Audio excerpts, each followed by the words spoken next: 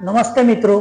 આપણામાંના ઘણા લોકોને કોઈ કાર્ય ઉત્સાહથી તો શરૂ કર્યું હશે, પણ આગળ જતા ઓછી આવડતને કારણે અડધેથી છોડી દે.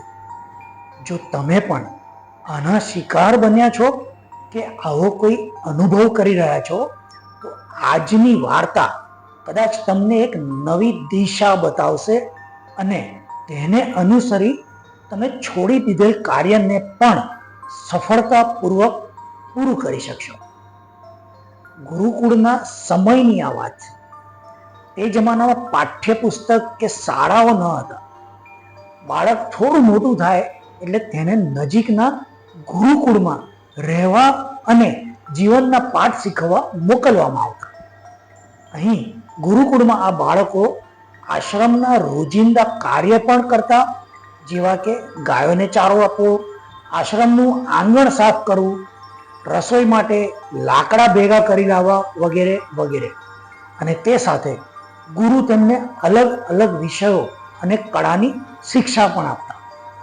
હવે આવા જ એક ગુરુકુળમાં રાઘવ નામના એક બાળકને તેના પિતા લઈ આવ્યા. રાઘવ થોડો નબળો અને ભોળો હતો. તે આશ્રમના અન્ય કાર્યો તો બહુ સારી રીતે કરી લેતો, પણ અભ્યાસમાં તે ખૂબ જ પાછળ હતો.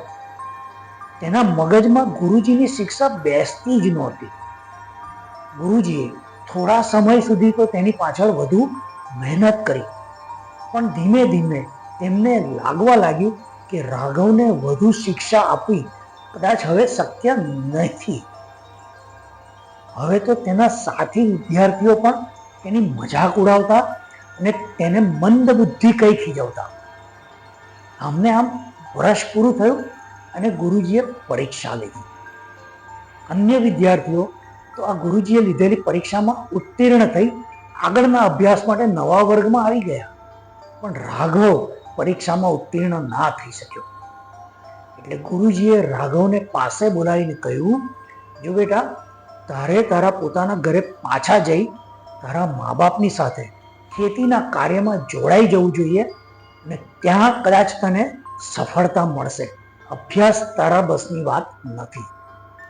રાઘવ ગુરુની આ વાત સાંભળી પોતાનો સામાન લઈ ગામ જવા નીકળી ગયો.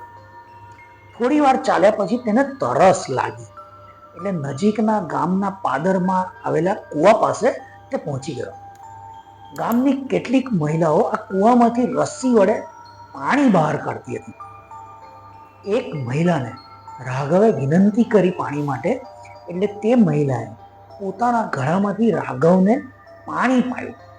હવે આ પાણી પીતા પીતા રાઘવની નજર દિવાલની કૂવાની જે દિવાલની ટોચ હતી એના પર ગઈ, જ્યાં ઘણી બધી જગ્યાએ પથ્થરની પાળીમાં ખાંચા પડી ગયા હતા, ખાડા પડી ગયા હતા.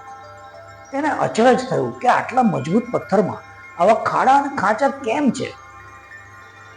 રાઘવે આ ખાંચા અને ખાડા સામે હાથ કરી પેલી મહિલાને પૂછ્યું કે આ પાડીમાં કૂવાની દિવાલની આ પાડીમાં આટલા બધા ખાંચા અને ખાડા કેમ પડી ગયા છે.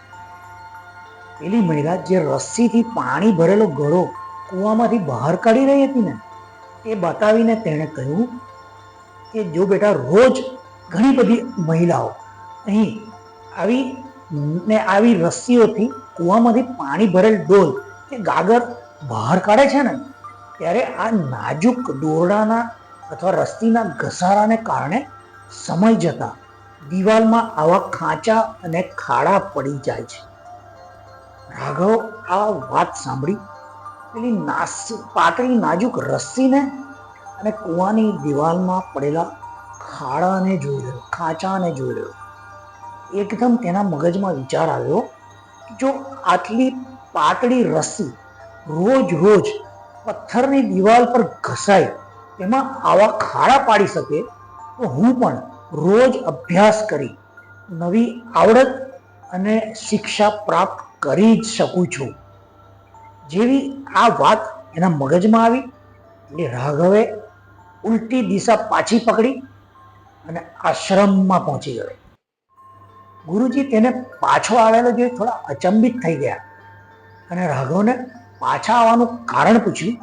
ત્યારે રાઘવે પેલી કૂવાના દિવાલ પર ખાંચા અને પાતળી રસ્સી એની આખી વાત કરીને કહ્યું કે હું પણ વધુ મહેનત અને સતત અભ્યાસ કરી તમારી પાસેથી વિદ્યા મેળવવા પાછો આવ્યો છું.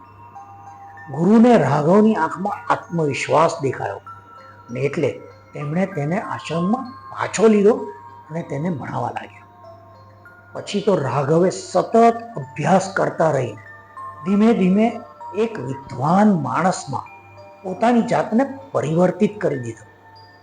આગળ જતા તે આશ્રમનો સર્વશ્રેષ્ઠ વિદ્યાર્થી બન્યો અને ઘણા બધા નવા ગ્રંથ તેણે લખ્યા, જે પાછળથી આશ્રમમાં આવતા ગુરુકુળમાં આવતા બીજા વિદ્યાર્થીઓ માટે માર્ગદર્શક બન્યા. ગુરુ પણ રાઘવથી ખૂબ ખુશ હતા અને હંમેશા તેનો દાખલો નવા આવતા વિદ્યાર્થીઓને આપતા રસ્સી અને કૂવાની વાત કરી સતત અભ્યાસ કરવાની શિખામણ આપતા. જોયું મિત્રો, એક નાની ઘટનાને એક અલગ નજરિયાથી જોઈ એક નવી શીખ લઈ રાઘવ પેલી રસ્સીએ કૂવાની દિવાલમાં કરેલા ખાડાની જેમ પોતાના જીવનમાં બદલાવ લાવી શક્યો, અભ્યાસ કરી શક્યો. એમ જો આપણે પણ જે કાર્યમાં ક્યારેક નિષ્ફળ ગયા હતા તેના માટેની સ્કિલ ડેવલપ કરવા સતત અભ્યાસ કરવામાં લાગીએ તો આપણે પણ આ રાઘવની જેમ નિષ્ફળતાને સફળતામાં બદલી જ શકીએ. તો ચાલો આજથી જ જરૂરી અભ્યાસ અને તે પણ સતત કરવામાં લાગી જઈએ. તમારો કોઈ આ બાબતનો અનુભવ હોય તો કોમેન્ટમાં જરૂર લખી જણાવશો. NK વિચાર શ્રેણીના અંતર્ગત આજનો આ વિડીયો જોવા બદલ આપ સૌનો ખૂબ ખૂબ આભાર. ચેનલ સબસ્ક્રાઈબ જરૂર કરજો જો ના કરી હોય તો, જેથી દર અઠવાડિયે આવા ગુજરાતી ભાષામાં મોટિવેશનલ વિડીયો ને તમે માણી શકો, એમાંથી કંઈક શીખ મેળવી શકો. આવતા અઠવાડિયે એક નવી મોટિવેશનલ વાર્તાવાળા વિડીયો સાથે ફરી મળીએ. ત્યાં સુધી આપના મિત્ર નિલેશ કેસરિયાને રજા આપશો. આવજો.